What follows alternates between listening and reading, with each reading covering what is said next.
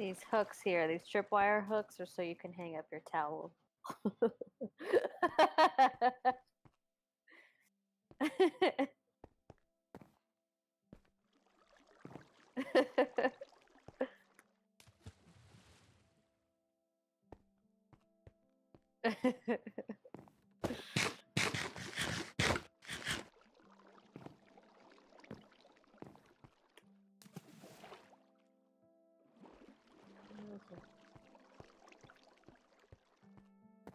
You're just streaming me jumping into the pool over and over?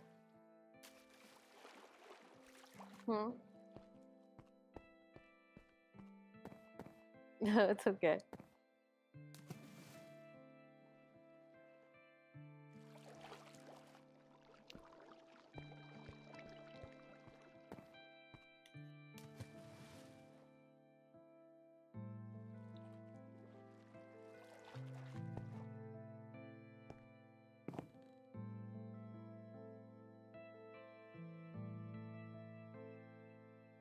What movie is that?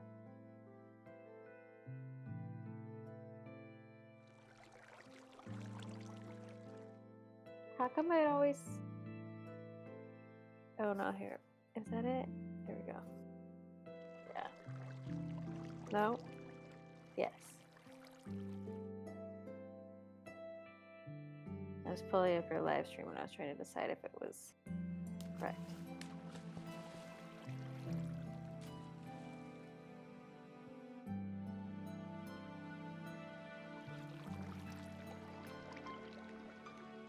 Huh? What?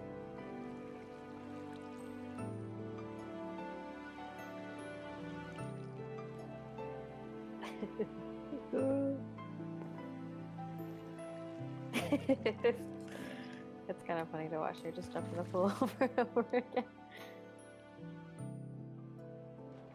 Yeah.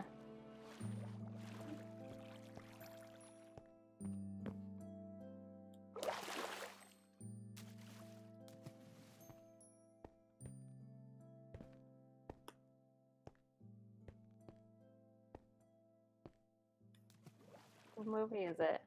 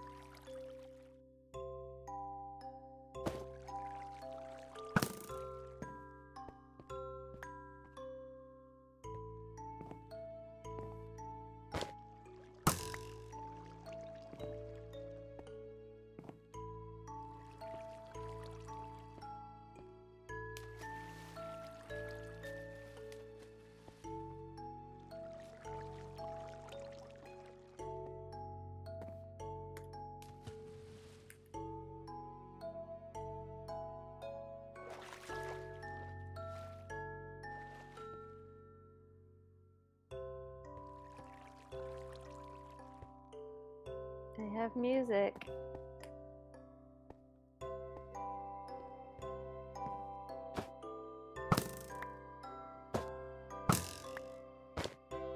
Almost everybody's time.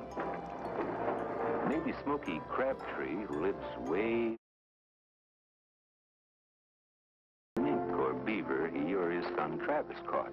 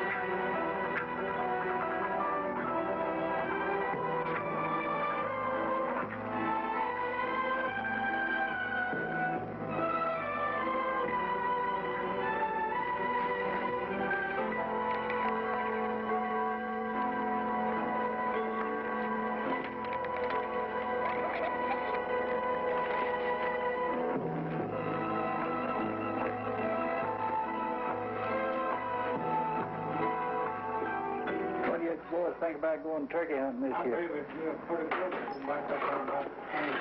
think we ought to go. Mr. Willie, my mom wants me to ask you, would you come down to our house? There's some kind of wild man down there in the woods by the creek. Now, boy, I want you to go back down there and tell your mama there ain't a thing in the world to be afraid of. I'll come down there tomorrow and check it out. Go ahead. Yes, sir. Thanks, sir. You know, that's the third time that old lady sent that kid up here to tell me there's a big old hairy monster down there in my field. I guess I'll have to get down there tomorrow and see about it.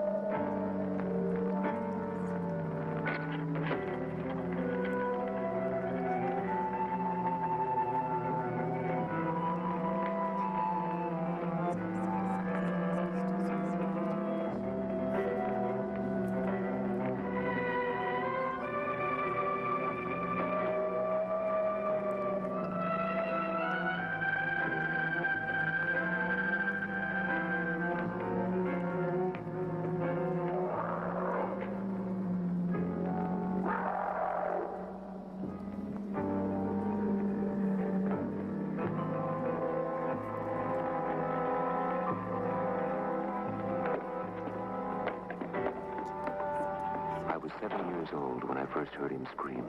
It scared me then, and it scares me now.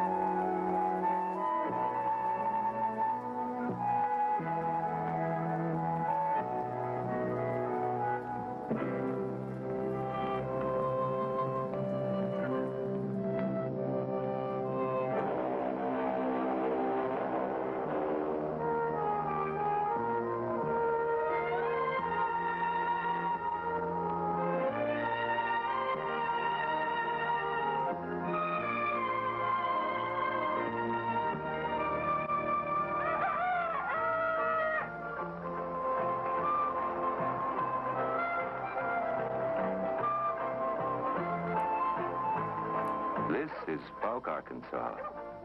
I grew up here. The population was about 350 when I was a boy. It still is. Falk is way down in the southwest corner where Arkansas joins Texas and Louisiana. If you've ever driven from Shreveport to Texarkana, you passed right through Falk, even if you don't remember seeing it. Aside from homes, Falk has several stores, a couple of gas stations, a post office and school, garage and motel, and 2 cafes where the men folks stop by for coffee and conversation on the fish they've caught, or the duck, quail, squirrel, or deer they've hunted. Fishing and hunting take up a lot of almost everybody's time. Maybe Smoky Crabtree, who lives way back down on the edge of the bottoms, will tell about a mink or beaver he or his son Travis caught.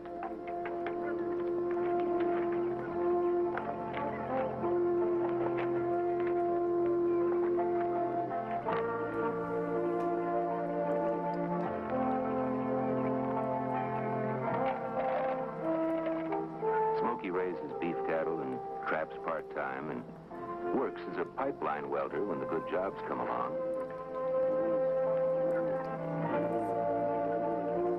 Travis walks and paddles for miles every morning, running his trap lines before school starts.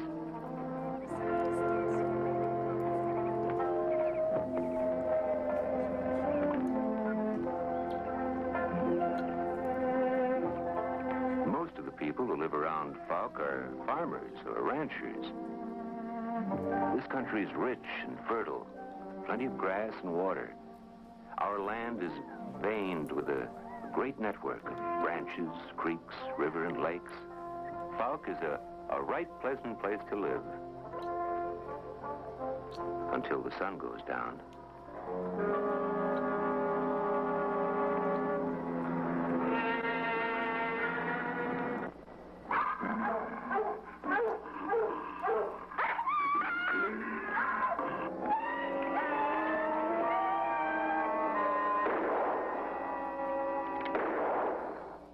That day in the store, Willie Smith didn't believe me when I told him about a wild, hairy creature in the woods.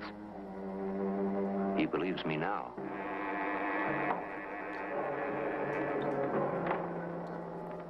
And he ran on east, jumped over the fence, just seemed like he just sort of pushed it down with his left hand, just stepped over. It was wounded and was holding that right chest. It had that right hand on his chest all the time that it was in sight. Maybe if it hadn't been hurt pretty badly, why, it might have run on all four legs. I don't know. But it wasn't. It was running on two legs at all times. That was about all I saw of the thing. Something came through here last night and killed my two prize shoats. Found one of them lying right here with deep gashes and cuts in him, and his tongue was hanging out. Looked like something had strangled him. I keep them off down here by the creek in this pen, and whatever it was, got in the pen, lifted both them 200-pound hogs over the fence. I couldn't find no place where they'd been dragged under it. I couldn't find no tracks, so I figured whatever it was came and left traveling up and down that creek. Not knowing what had killed them hogs, I just threw them away. I carried them way off out there in the bushes so the smell wouldn't get back up the house there. Next day, got up and looked out there and thought it kind of funny, not seeing any buzzards circling or anything. So came down here and both hogs were gone. That thing, whatever it was, must have come back, and the grass wasn't even disturbed where the hogs was. What kind of thing can pick up 200-pound hogs and walk off with them?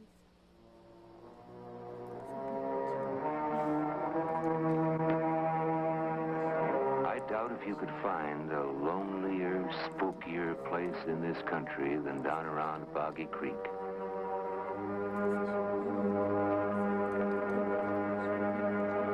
It twists and winds its way across the Fouke countryside, widening and narrowing, sheltering within its thickly wooded banks a multitude of creatures that run, fly, swim, creep, and crawl. Eventually, Boggy empties into Days Creek and flows onward into the Sulphur River.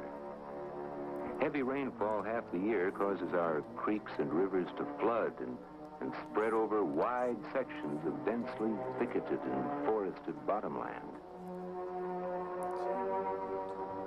In the Sulphur River bottoms, the water spreads out for miles across the bottomland, a lot of which is so densely thicketed that only a few hunters and trappers have the skill to make their way deep into this wild, swampy country. A lot of people believe the creature prowls back in here most of the time, but every now and then, drawn to civilization like a moth to flame, he creeps out about dusk.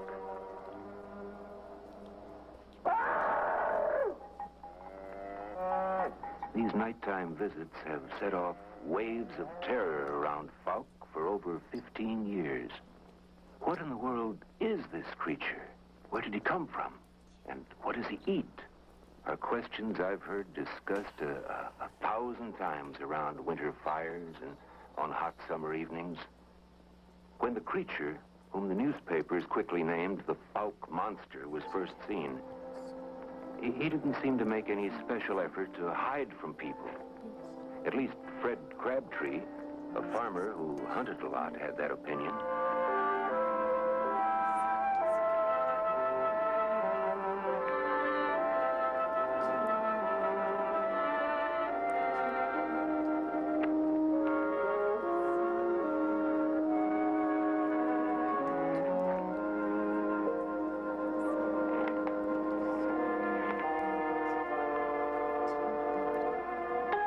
Just didn't look like anything I'd ever seen.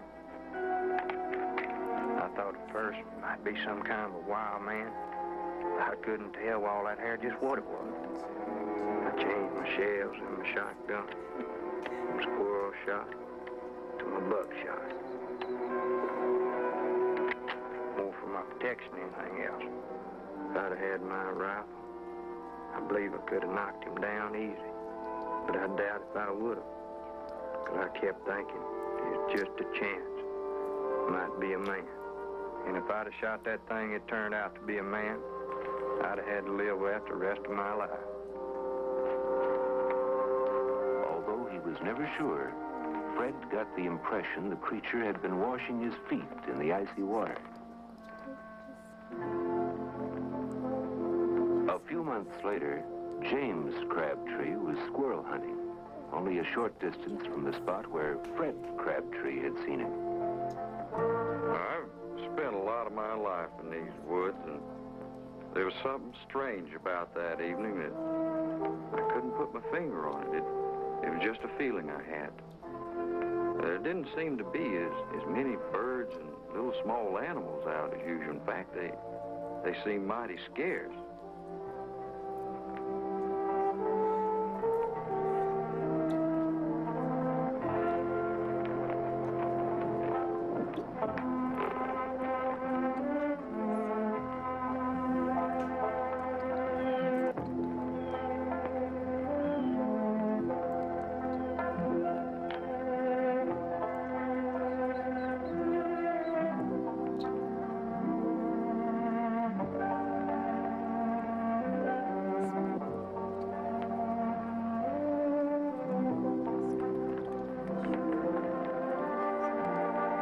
Stepped right out in plain sight, right out there in front of me.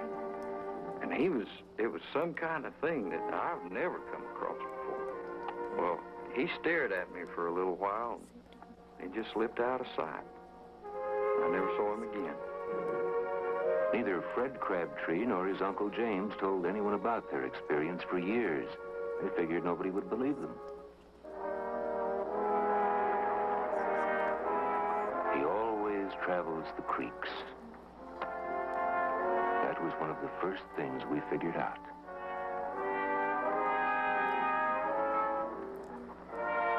This little branch feeds into Boggy Creek. The Searcy family lives here. Mary Beth Searcy is a teenage student. Right now, her older married sister and her baby are visiting. Her father's working in another town, and her younger brother is spending the night with a friend. So this evening, just the two girls, their mother, and the baby will be alone in this house. They have no phone, and the nearest neighbor is a mile or so across the woods.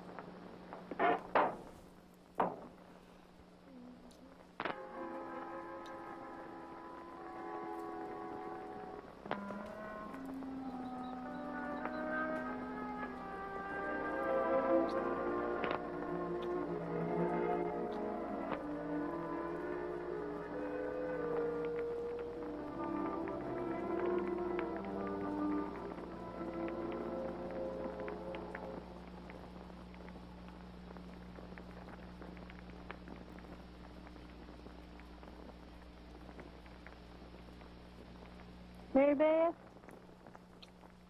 Mary Beth, would you please hang something over the window? There's a draft on the baby. Yeah, okay. Just a minute.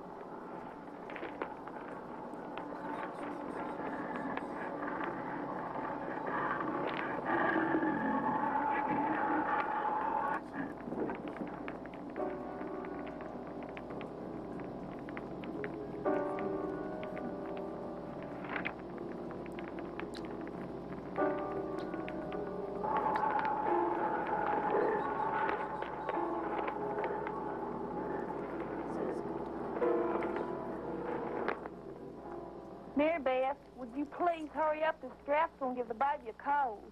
Okay, okay.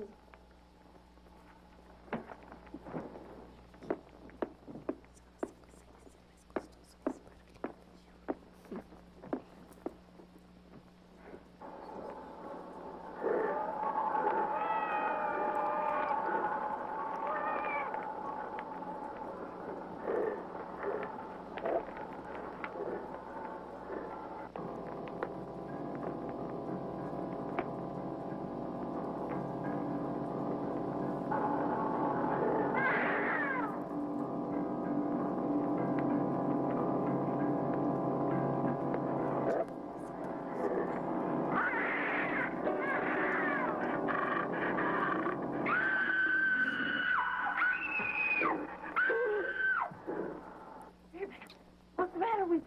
What happened? Tell me. Answer me. It was a long night of terror.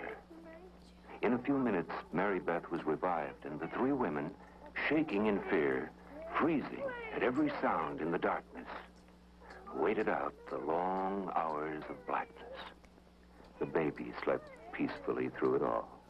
Next morning, they would discover their dead kitten, completely unmarked. Apparently, she had simply been scared to death. The beauty of the bottoms under soft moonlight is transformed into dark, menacing danger. And the shadows of the night trigger your imagination into being places where possibly the creature is lurking, because you know he's out there somewhere.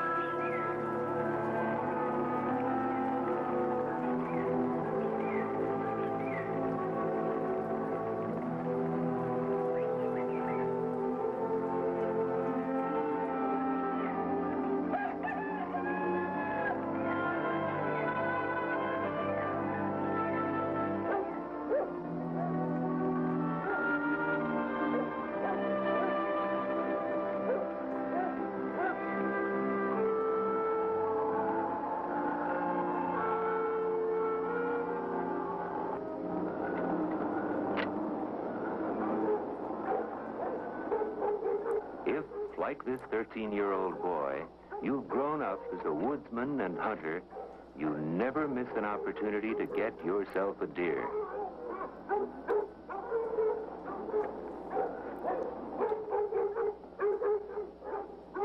Yes, there's no doubt about it. The dogs are hot on the trail, chasing the deer in this direction.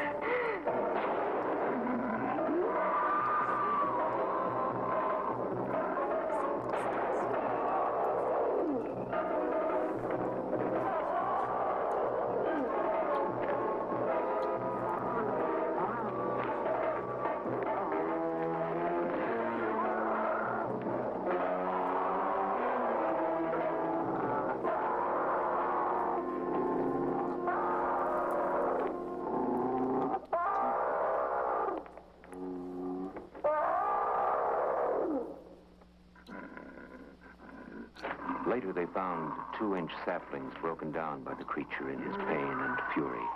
They saw crushed underbrush and bloodstains, which, in the excitement, no one thought to gather a sample of. But they did not find the creature. The terrifying stories of face-to-face encounters with the creature triggered the Fouke community into action.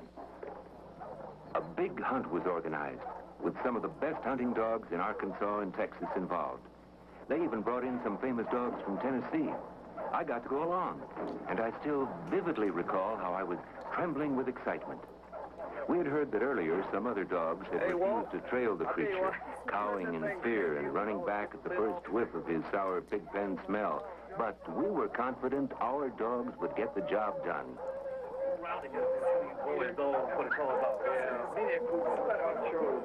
Hey, Earl, where'd that old boy go brought them dogs in here from Tennessee? Where'd you get that black Sam, right? That old good boy, he's out there sitting by that old long-nosed Dick Willie on. Pretty good dog, too.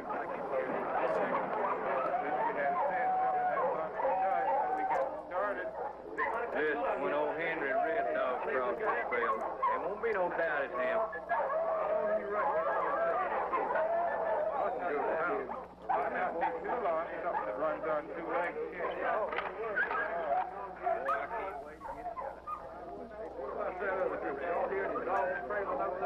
While several groups hunted on foot, others scouted designated areas on horseback.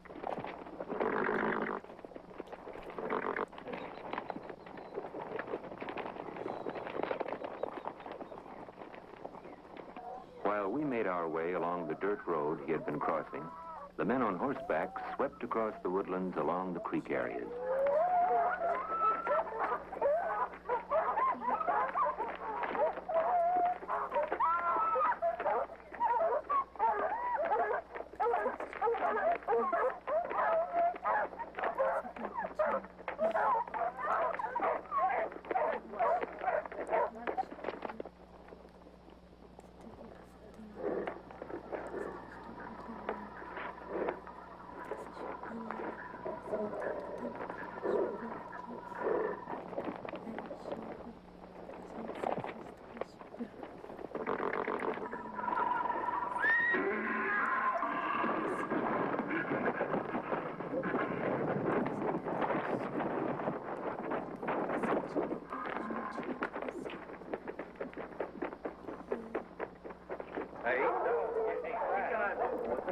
About this time, our dog struck his trail where he'd crossed the road. Hey, found his trail. Go get him. Attaboy, trail now. Get him. You've never seen a more embarrassed and angry group of dog owners. Not a one of these famous hunting dogs would trail the creature's scent. They whined, tucked their tails, and came running back, obviously scared. I was sure disappointed.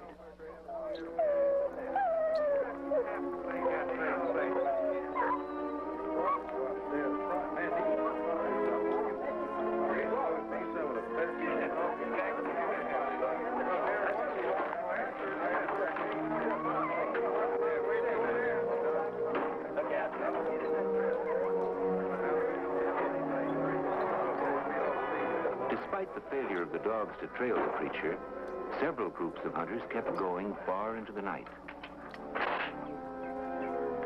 Later, we got word that one hunting party had got the creature to scream angrily back at a wounded rabbit call, but moved deeper into the forest when they tried to get closer.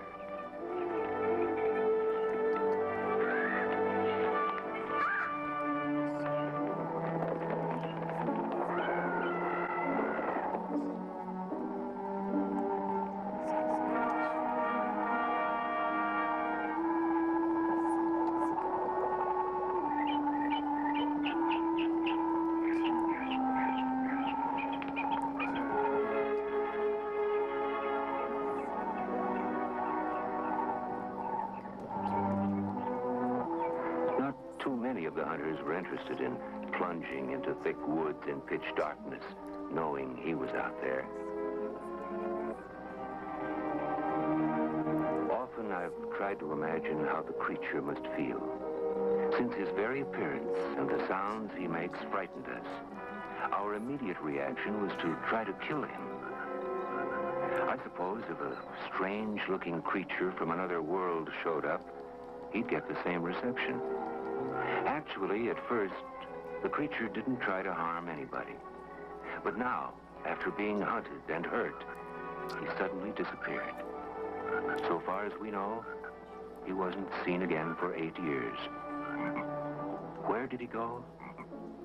Well, we believe he simply headed back deeper and deeper into the bottoms, beyond the reach of men. Only the alligator and wolf, crane and possum, and 1,000 other wild creatures heard his occasional lonely cries ringing out over his watery domain. This is where the story plays, a world on which we seldom gaze, a page from the book of yesterday, birds and beasts and wind and water.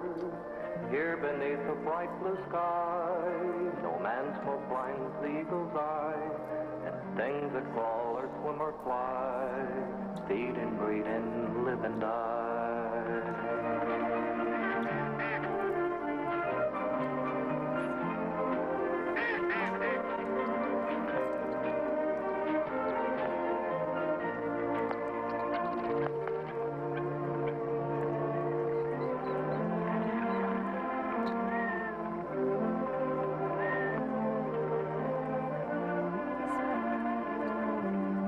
Seasons passed.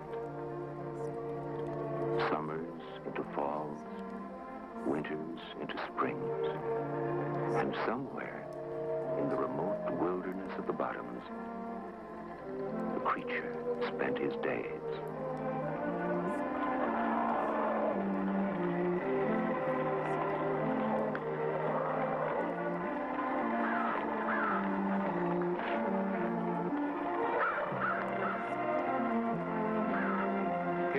Sulphur River flows, rising when the storm cloud blows, and this is where the creature goes, safe within a world he knows. Perhaps he dimly wonders why there is no other such as I, to touch, to love before I die, to listen to my lonely cry.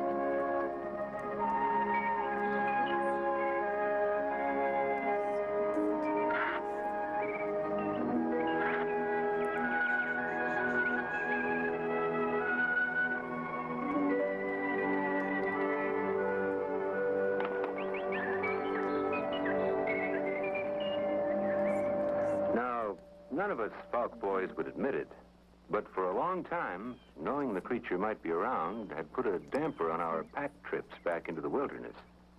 But as time passed, and stories and conversation about the Falk monster died down, teenage boys again began to go off on long camping trips in the bottoms. Travis Crabtree is the kind of fearless outdoor kid that would have gone anyway, even knowing the creature was around. There's nothing Travis likes better than to spend the weekend camping on one of the hilltop islands created by high water deep in the bottomland.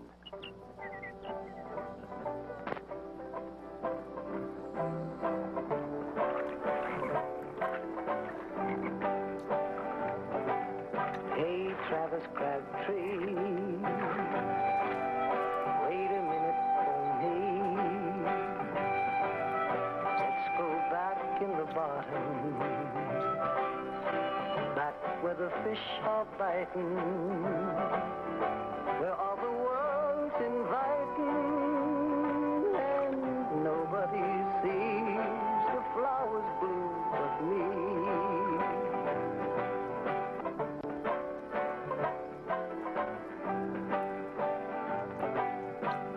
Travis Crabtree, do you see what I see? On the gentle winds of morning, a million birds are singing, like the bells of heaven ringing, and nobody sees the flowers bloom but me. Drop me on a patch of land, never stepped upon my man, where the crystal water flows deep, while the falcon flies high across the yellow-eyed sky. Lord, ain't it great to be free? Hey, Travis Crabtree, it's the right life for me.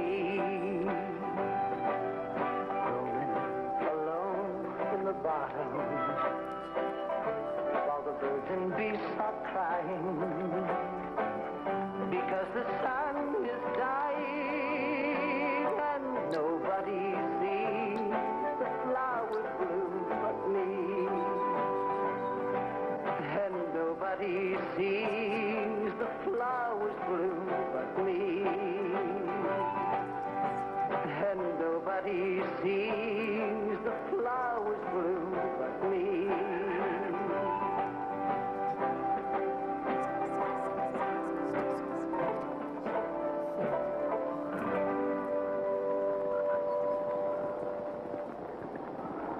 When he's down in the bottoms, Travis always stops off for a visit and a cup of coffee with Herb Jones.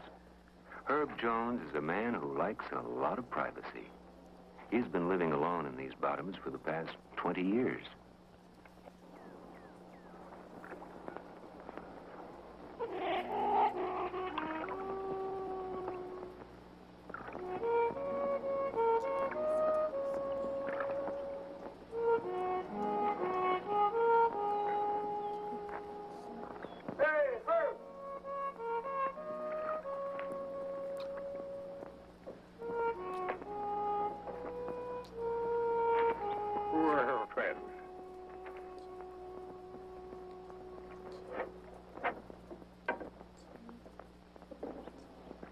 Travis always enjoys these visits with Herb, and never fails to bring him tobacco and other supplies. Herb can spin yarns for hours about his experiences with the wild creatures of the bottomland. Herb tells Travis to be on the lookout for a big old wild boar with double curled tusks he spotted a day or two earlier. Herb limps because he once accidentally shot part of his foot away in a boating accident. Although he was all alone, he made it out of the bottoms to a doctor. Yeah, I guess kind of like a rheumatism. I've been living down here by myself for a long time. About 14 miles by boat from my place to the nearest road. And it's a pretty good walk to town. Them crapways always ask me why I stay down here. I tell them I stay because I like it better here. And I would anywhere else. Looks like they could figure that out for themselves. And another thing. People always ask me, have I seen the Fouke monster? Let me tell you something. There ain't no such thing. I've been living here in these bottoms for better than 20 years. I ain't never seen or heard no monster.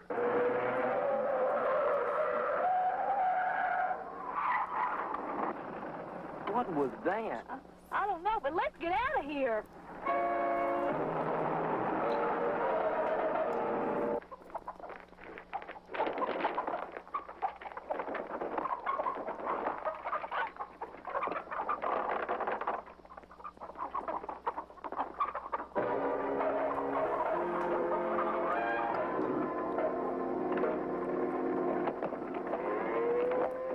The creature was back. Once again, the lure of civilization had brought him out of the wilderness.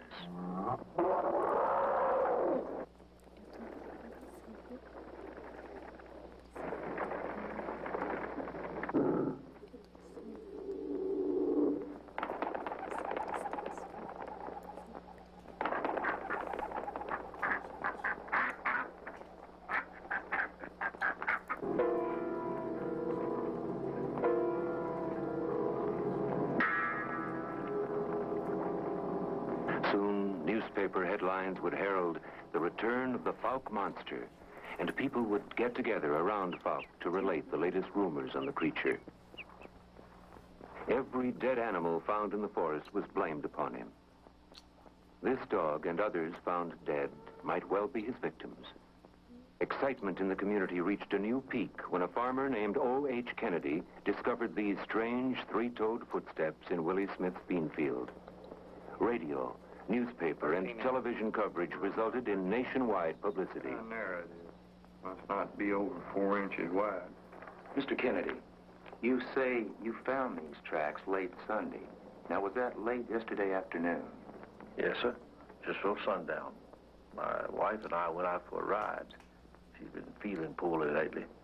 And we decided to stop by the bean field to see if the ground was too wet to plow.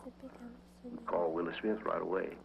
Mr. Kennedy, do you think this creature could be a Sasquatch? Sasquatch?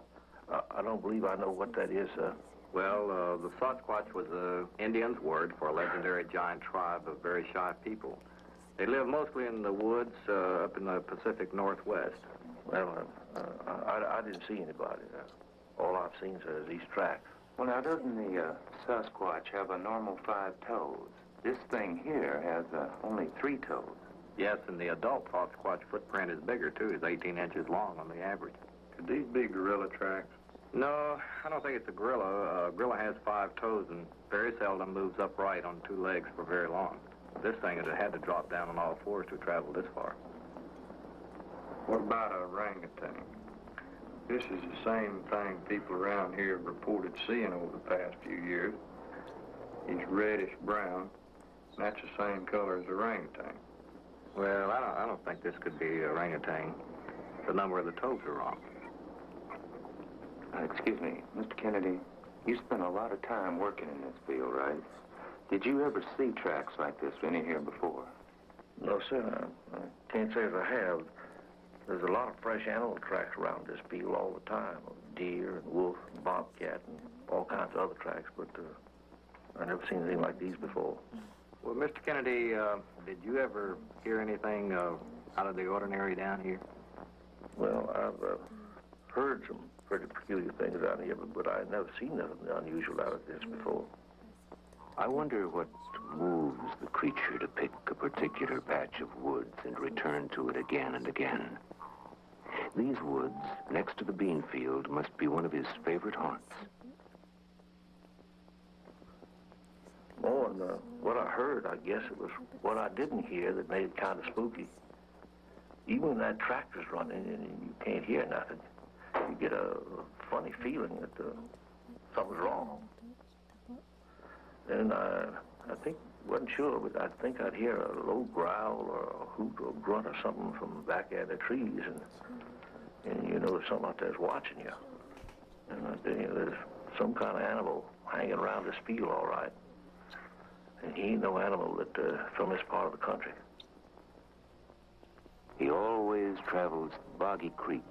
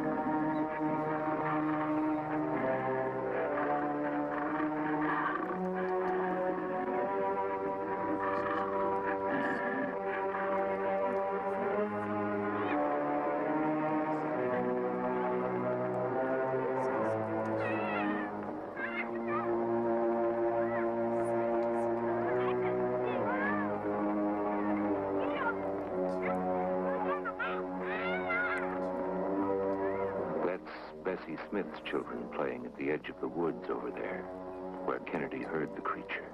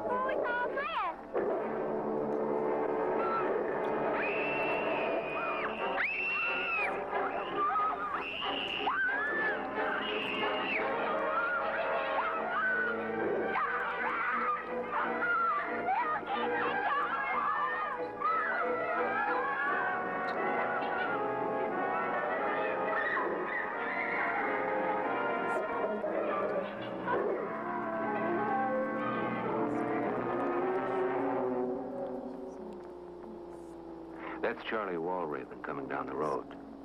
This road runs along the north side of the woods. It was long about dark. I was heading into town that evening. I seen this thing come out across the road in front of my car. I just couldn't even believe what I was watching.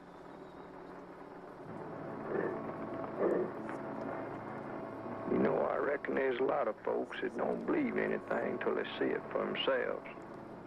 Of course, then if they like me, maybe they'd be wishing they hadn't seen what they did. You know, that thing gonna up and kill somebody one of these days, sure as the world. On a bright moonlight night like this one, you'd figure he'd stay out of sight.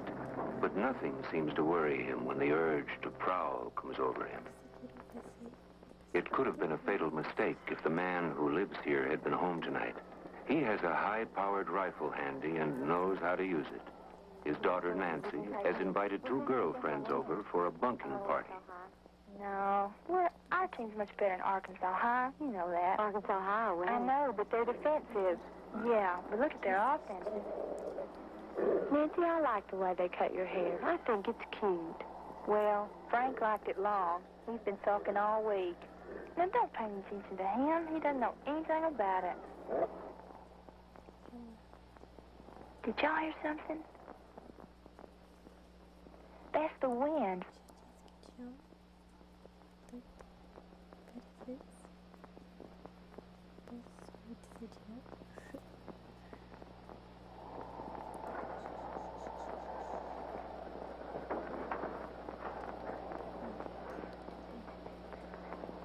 I can't see anything. Do you? No, I don't see anything. Then it must have been the wind. I hope. Let's all have a Coke. Do y'all want one? Yeah, get... Yeah.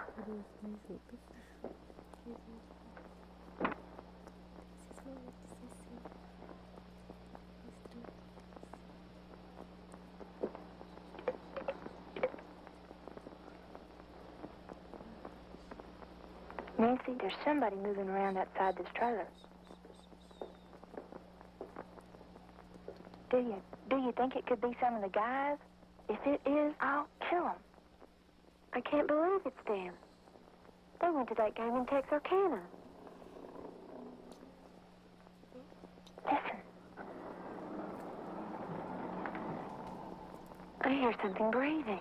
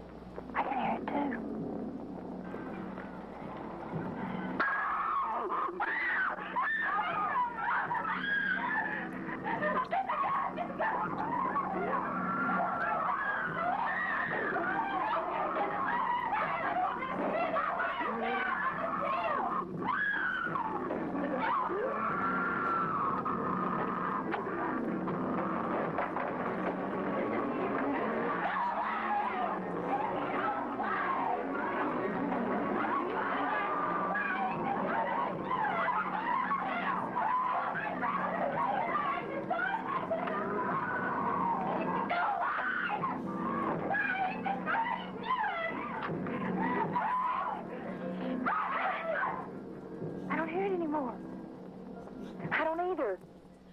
Be still. I'm gonna look out. No?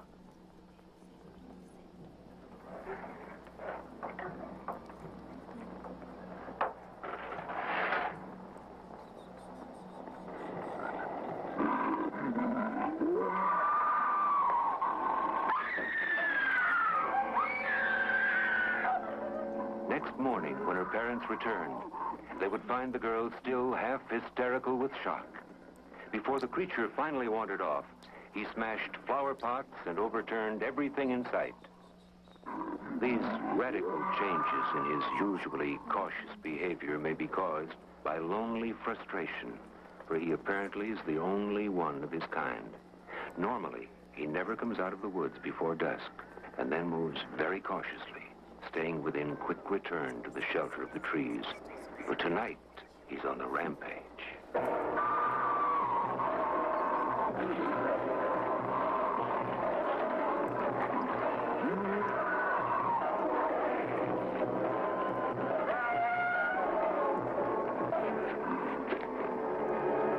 It wasn't the first time the creature had prowled in the vicinity of Howard Walraven's mobile home, which is located only a couple of 100 yards from where Boggy Creek flows across Highway 71. We heard him lots of nights. Sometimes it sounded like he was right outside the window. It was so loud. And I had my two good dogs tied up right there behind the house, and they'd always get excited and scared, you know, whenever he'd come around. We heard him, but I never figured he'd attack them. It just looked to me like he grabbed my dog and ripped the hide right off his back. Now, let me tell you something. He killed the finest dog that I ever had. But I'm going to get him one of these days, and that's going to be all she wrote.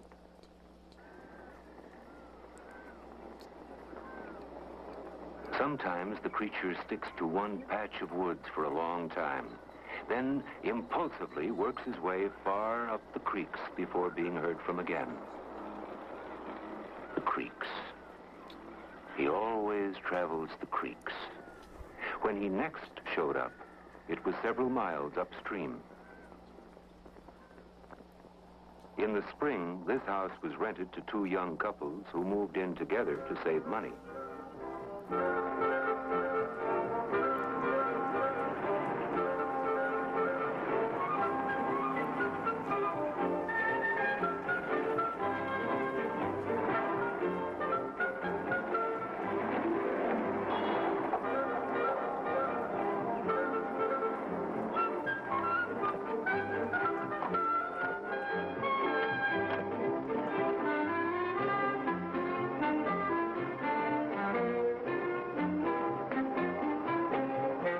Charles Turner, his wife Ann, and Don Ford, who was Ann Turner's brother, and Don's wife Sue.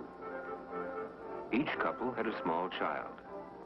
Don and Charles had just been hired by a big cattle ranch in the Falk area. Since both men would be required to work late at night, the girls would be company to each other.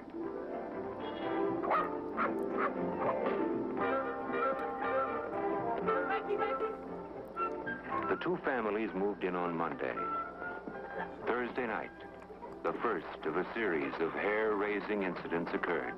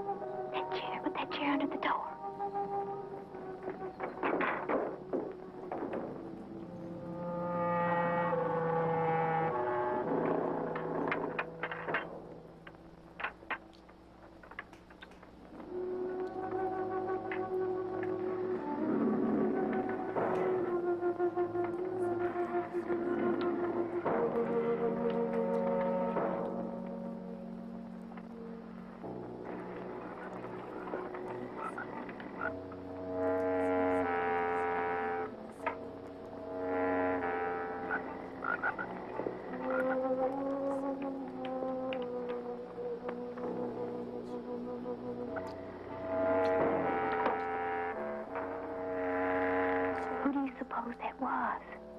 I don't know. Let's take the kids and go to the landlord.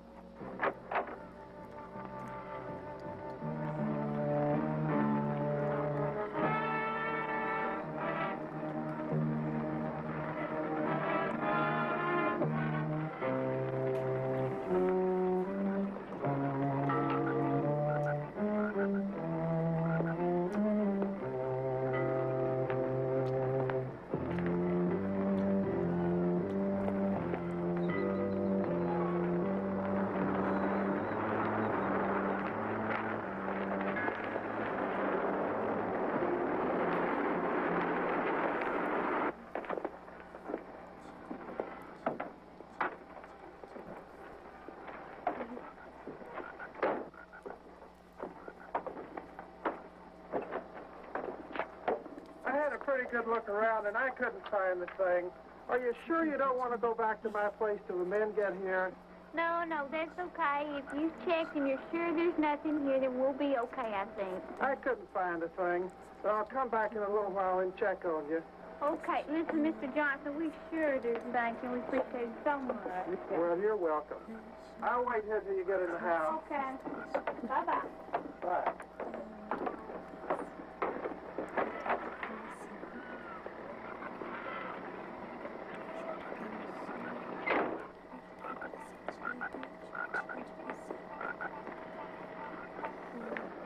The next day, Friday, the Fords and Turners had visitors.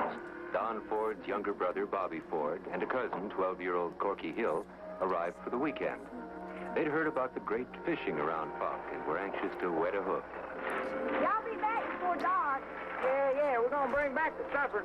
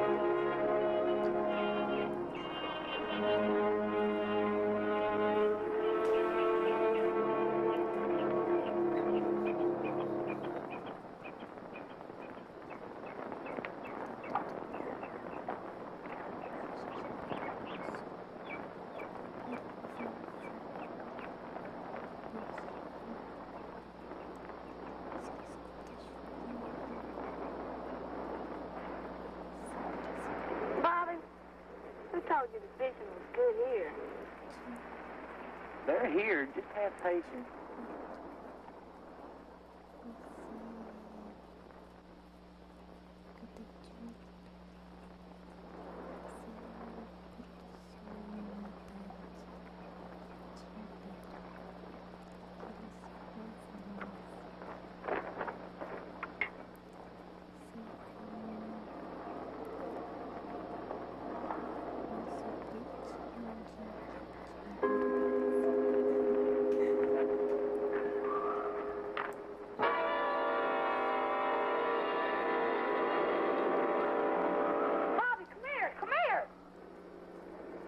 What do you want?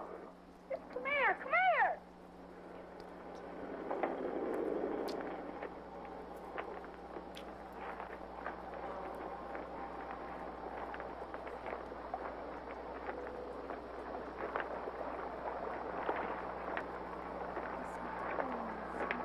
Boy, look at the size of that guy's footprint. That ain't no footprint. That's funny. What's so funny about that? He's only got 3 toes.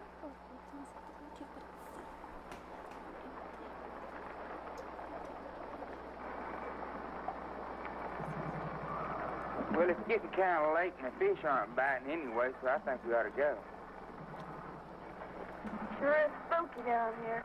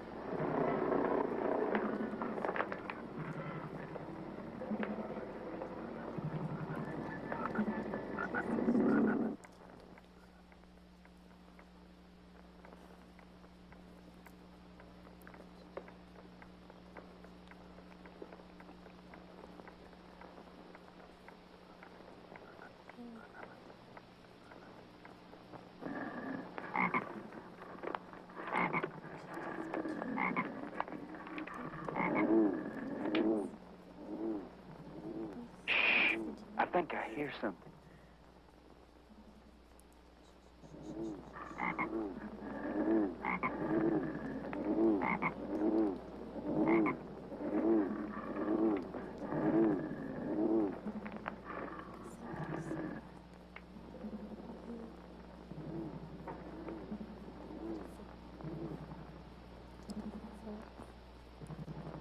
Go get Indian, too.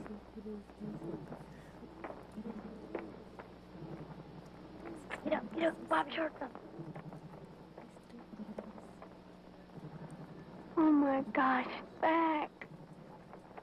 Shh. I heard something. Shh. Is that him back? It's gotta be.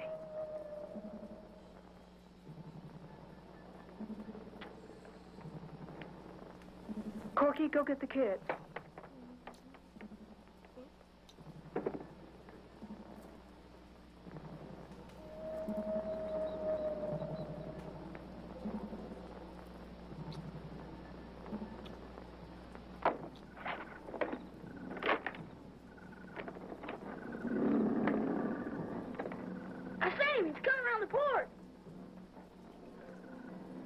Bobby, put that chair under the door.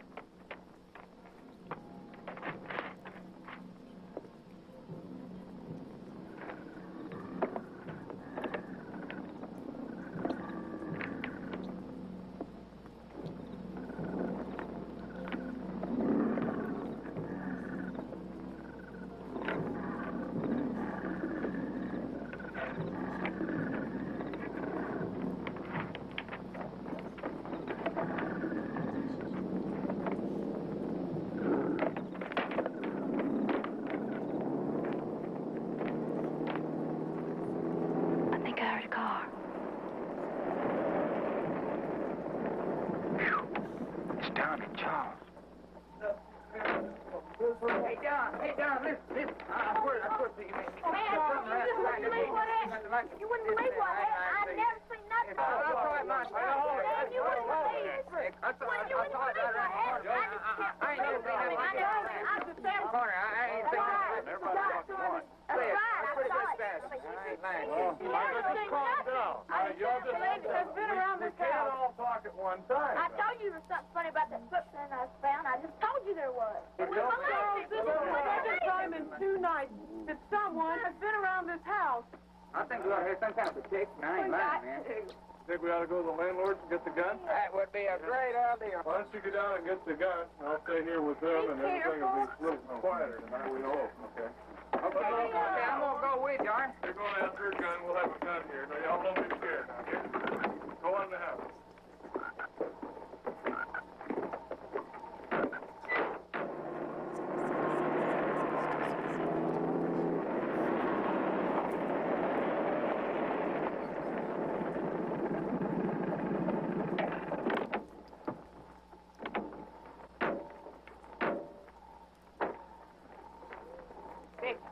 Feel a lot better now. Well, I see what I don't.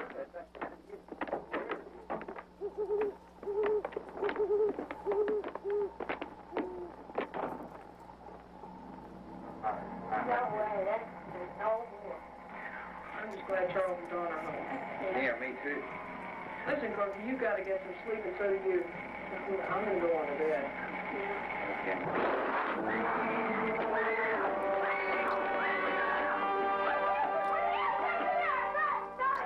I swear, I ain't never seen nothing like it in my life. I mean, just through there. I don't know why we're here. Look like a bear or something. Yeah.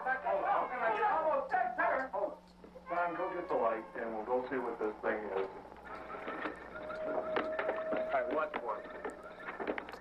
He's out here. Let's get him down. I'll look back here. Just a minute.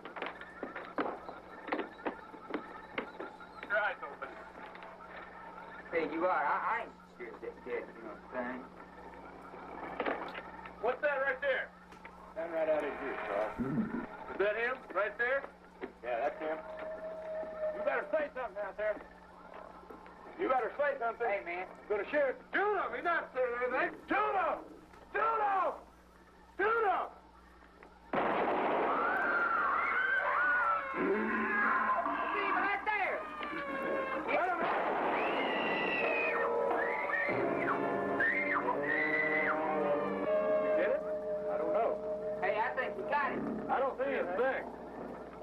Shine your light over in here. I don't see anything. Nothing out there either. I guess that's the guy. Tell you what, let's do. Let's go get the sheriff. Hey, bring us food, will you? All right, leave the gun here with me. We don't know. We don't even know if we hit it yet. He's going after the sheriff. Listen, I'll stay here with you. I'm going to go with him, all right? Come on. Jump inside. Hurry back.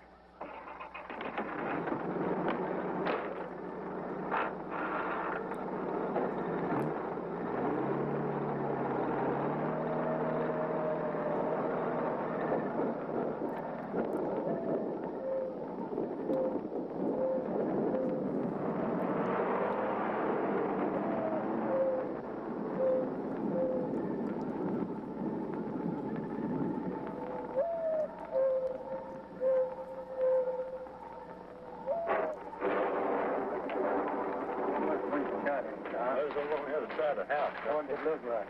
Well, best I could tell, the thing was real tall and hair all over it. Red eyes. Find anything, Constable? Not yet. This piece of tin been off all the time? No, sir, it hasn't.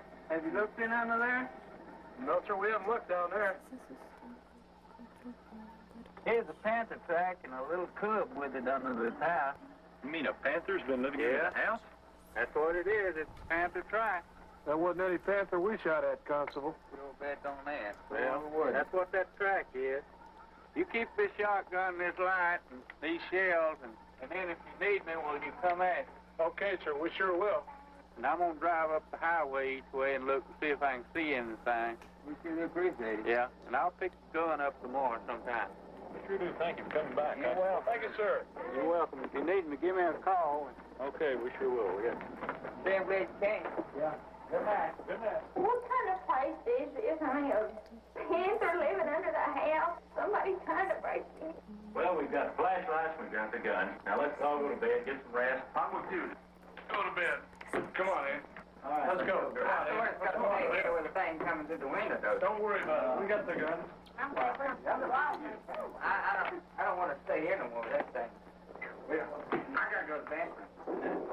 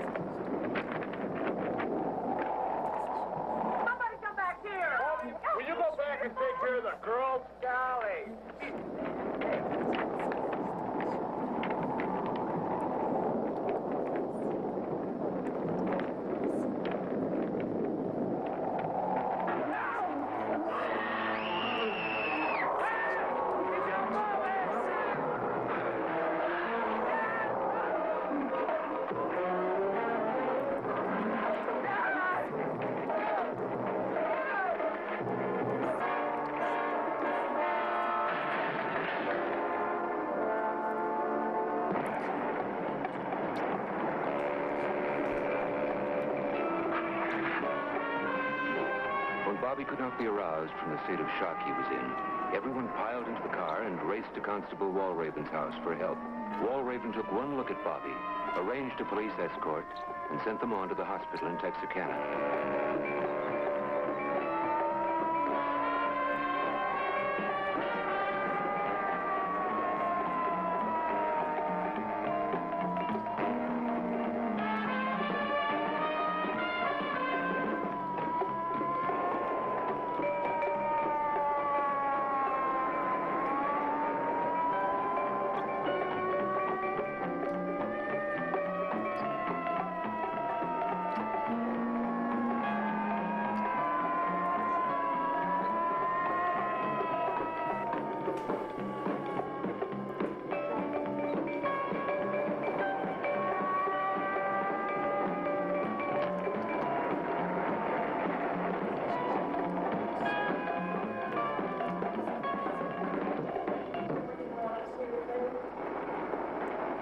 What do you think's wrong with it? You haven't said a thing on the car on the way in here.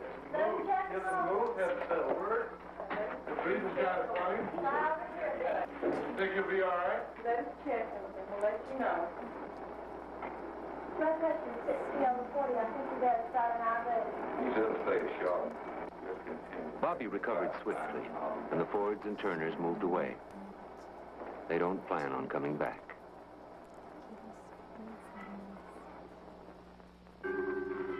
What the creature was after inside the Ford house is perhaps the biggest mystery of all.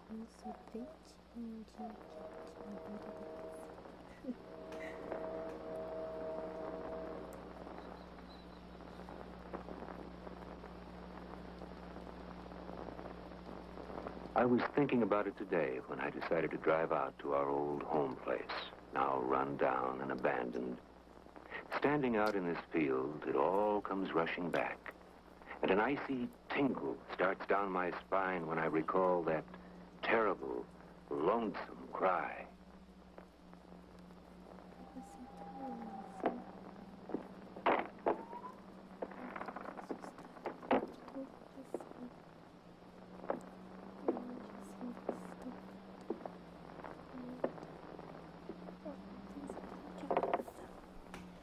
It was so long ago that it seems incredible the creature is still out there, somewhere, right this minute, maybe even watching me.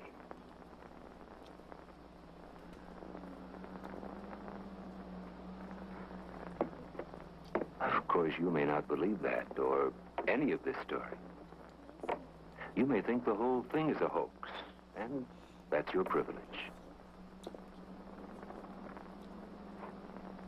But if you're ever driving down in our country along about sundown, keep an eye on the dark woods as you cross the Sulphur River bottoms, and you may catch a glimpse of a huge, hairy creature watching you from the shadows.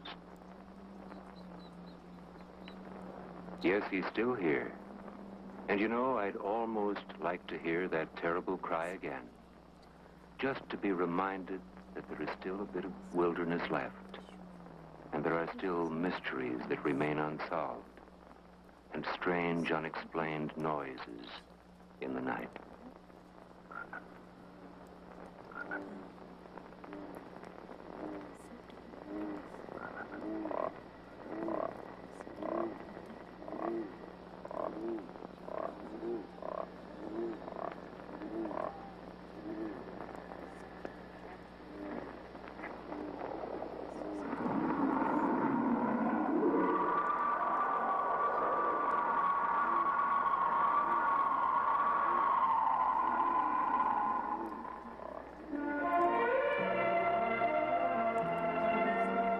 This is where the story plays, a world on which we seldom gaze.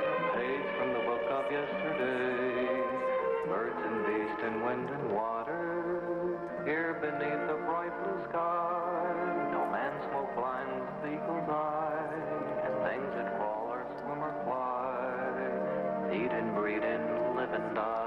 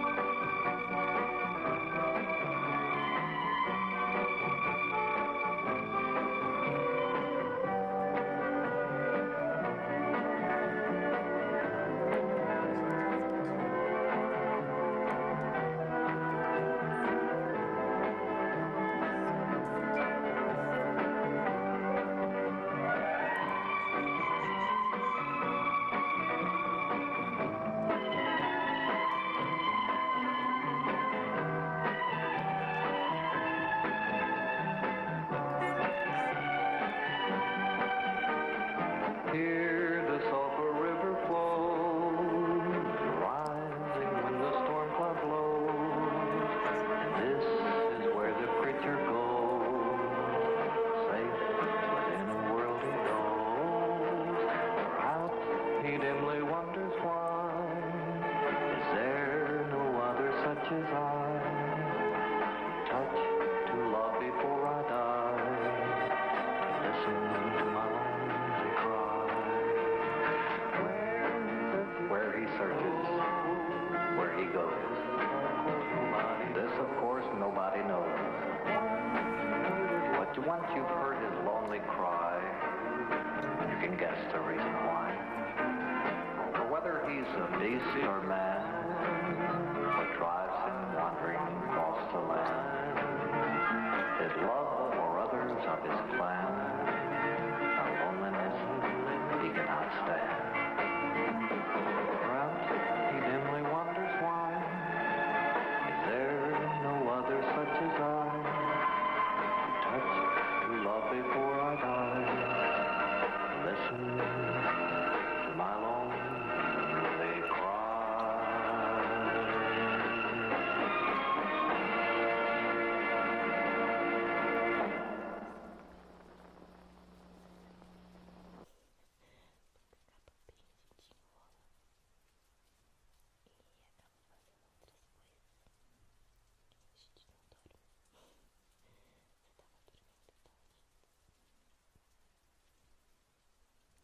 Não me olha com essa cara. Sabe que não sou eu, só eu que gosto. Você também gosta. Não, você gosta mais. Tá bom, eu gosto mais. Dorme, anjo. Amanhã você acorda cedo. Tá tudo bem, viu?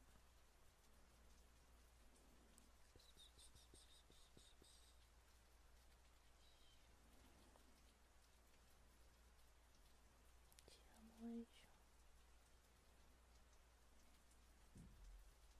Amor mais lindo.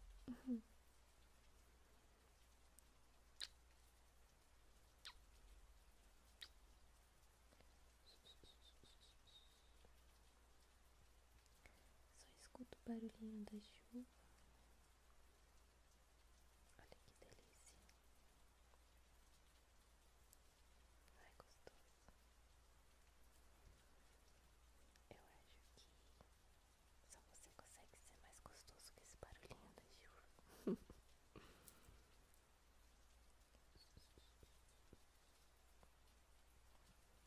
Tá tudo bem.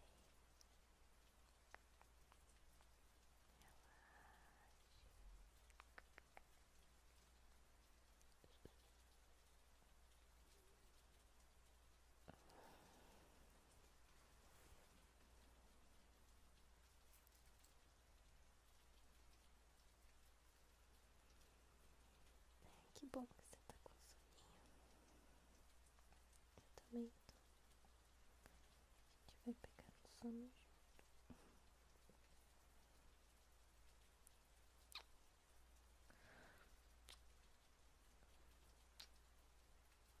Te amo. Te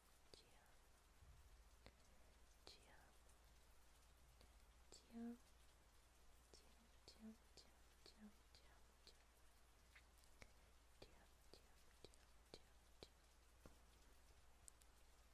Muito, muito, muito, muito.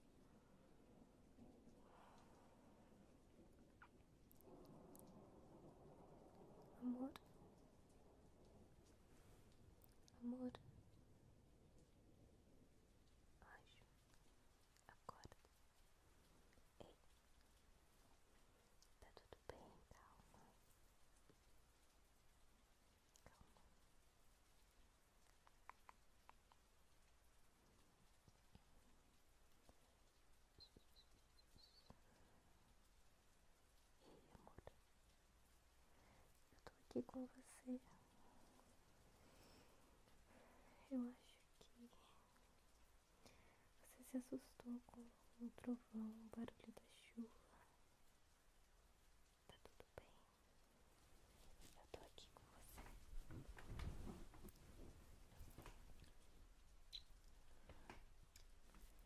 Tá tudo bem, amor. Tá tudo bem.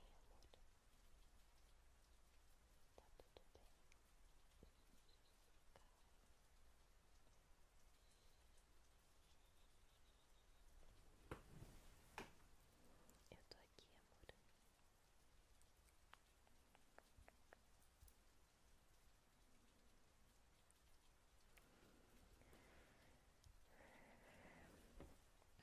Tá tudo bem, anjo.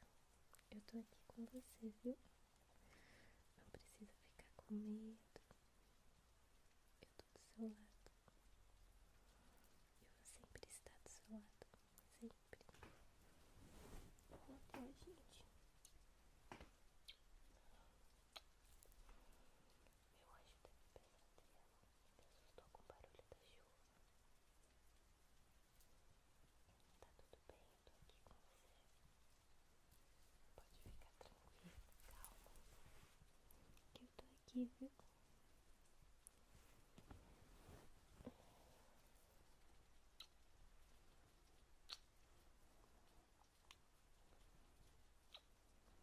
Eu vou ficar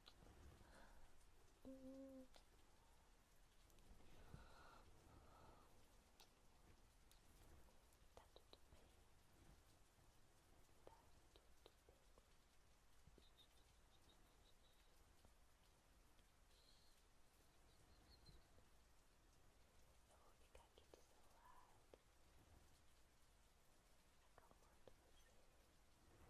acalmando você. Te dando beijinho. Até você pegar no soninho, viu? Pode ficar tranquilo, amor. Acontece. Às vezes acontece comigo e você me acalma. Vou ficar aqui do seu lado, amor. Eu te amo, viu? Te amo muito. Fica tranquilo. Tá tudo bem. Tá tudo bem. Pode ficar calminho.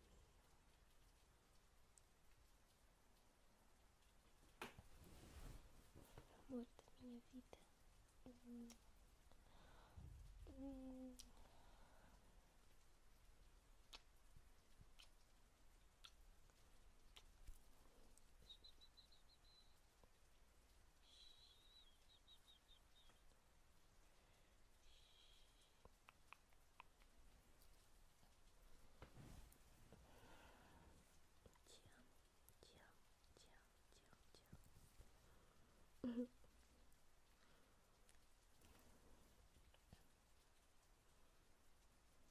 Preciso te contar uma coisa. Sabia que eu te amo? Ai, anjo, eu acho que você teve um pesadelo. Se assustou com o trovão. Essa chuvinha, né? Fazia tanto tempo que não chovia aqui. Aí chove, a gente se assusta com a chuva. Ai, amor, acontece. Eu tô aqui com você, viu? Se você pegar no sono, eu vou ficar abraçadinha bem juntinha de você. E não fica com medo, não vai acontecer nada. Eu tô aqui, tá bom? Eu vou estar sempre do seu lado, sempre, sempre, sempre. Te amo muito.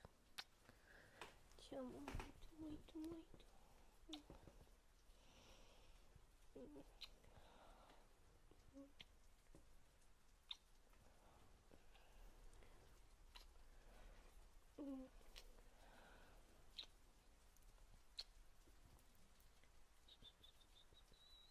Fica tranquila.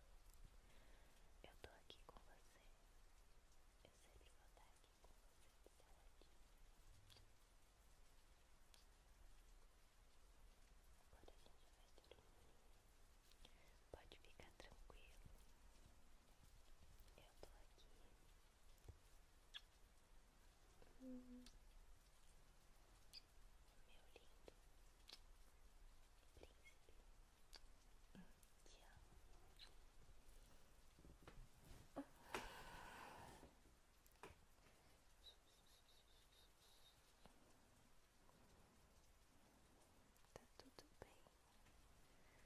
Você já pega no sono com um carinhozinho assim. Beijinho. Só escuta a chuva. Sente esse carinho. Eu te amo. Te amo muito. Você é o que eu tenho de melhor. Você é meu pôr do sol em uma tarde de inverno. Aquele sol mais lindo, assim. Você é como um sorvete em um dia quente na beira da piscina.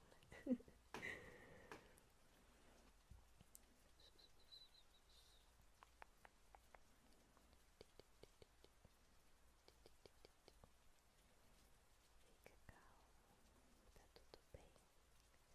Eu tô aqui. Meu anjo,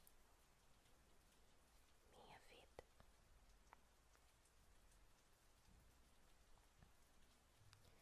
Ai, você é tão lindo assim. Quando acordou assustado, me cortou o coração. Um anjo assim desse tão lindo, com medo. Oh meu Deus, eu tenho que abraçar. Eu tenho que beijar. Eu não resisto. Eu não aguento essa boca linda que você tem.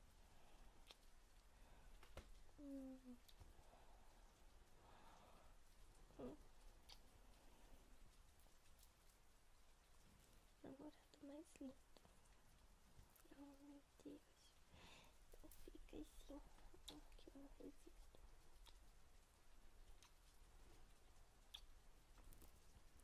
Eu tô aqui com você. Tá tudo bem, tá tudo bem. Tá tudo bem.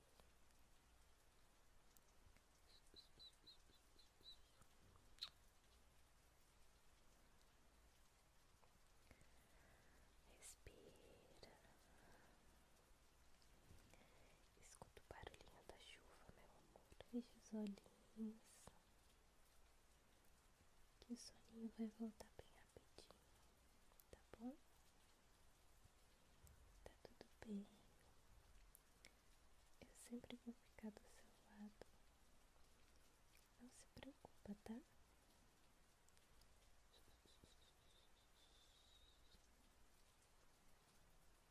Só dorme agora.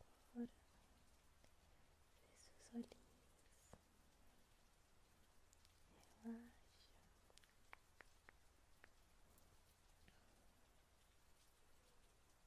Meu anjo lindo. O anjo mais lindo. Por que é tão lindo, hein? Como que conseguiram fazer uma pessoa tão linda desse jeito? Tão maravilhosa.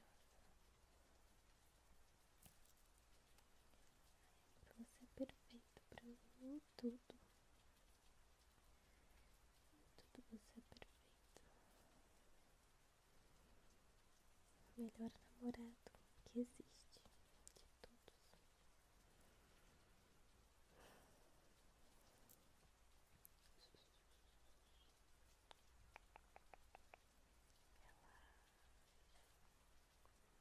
Relaxa.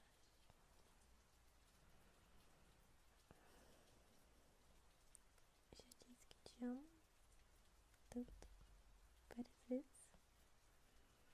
Posso dizer de novo?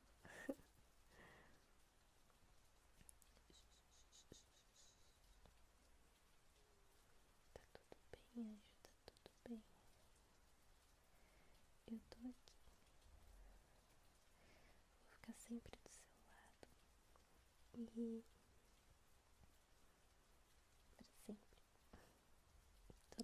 horas.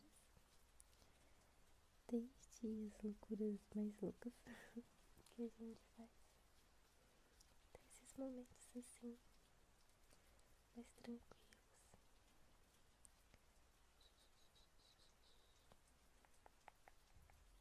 Relaxe.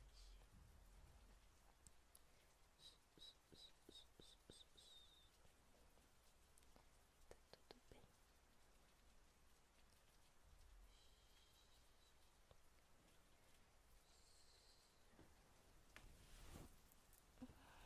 Não me olha com essa cara.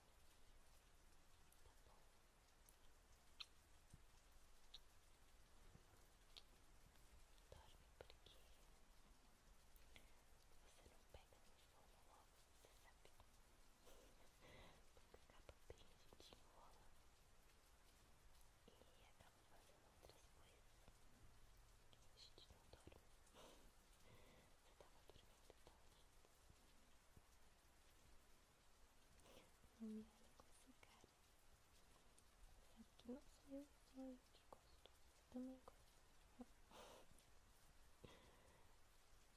Ah, não, você gosta mais. Tá bom, eu gosto mais. Dorme, anjo. Amanhã você acorda cedo.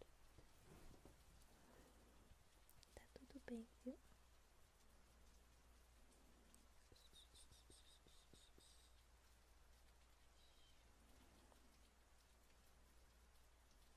Te amo, anjo. O amor mais lindo.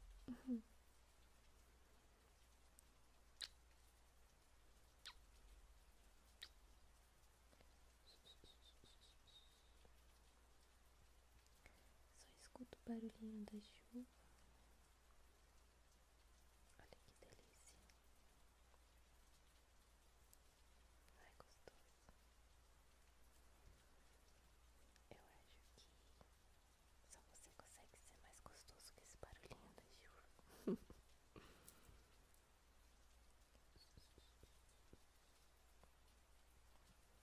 Tá tudo bem.